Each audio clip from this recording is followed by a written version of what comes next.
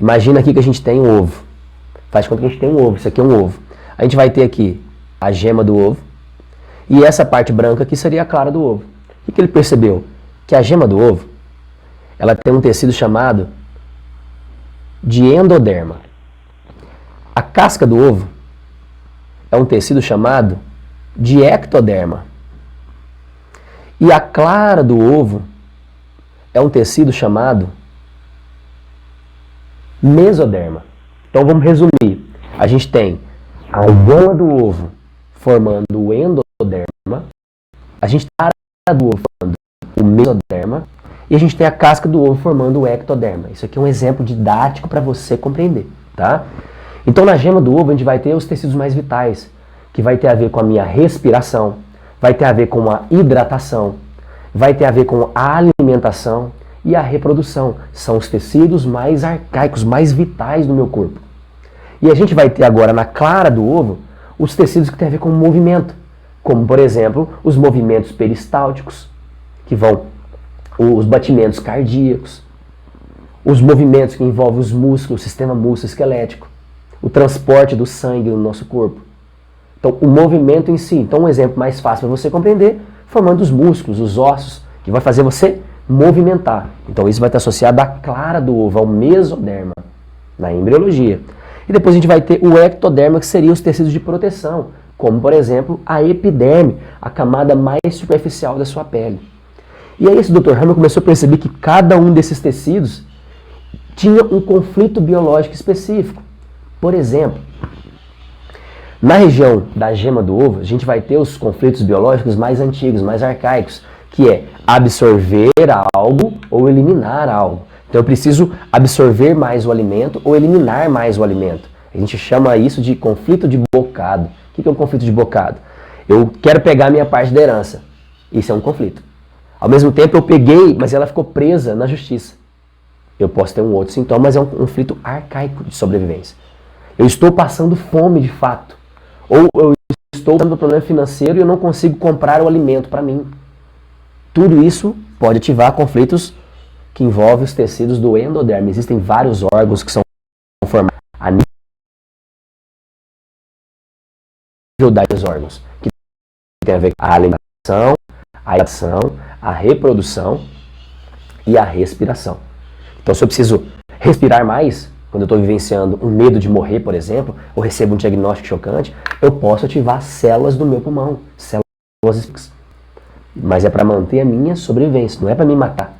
Mas depois que passa o estresse de medo de morrer, de receber um diagnóstico chocante, de falar assim, você está com tal doença que não tem cura, depois que você passa por isso, aí você vai ter muitos sintomas. Vai tossir, e vai sair muita secreção verde, amarelada e por aí vai. Mas a gente tem que entender essa base aqui para você entender tudo que eu vou te ensinar mais à frente. Beleza.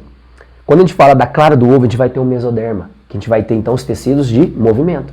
Então eu vou ter os ossos, os músculos. Tem tecidos que vão ser formados a partir daqui. Então, por exemplo, você vai na academia e você pega um peso e ele está pesado, você vai chegar num certo ponto que não vai estar dando conta mais.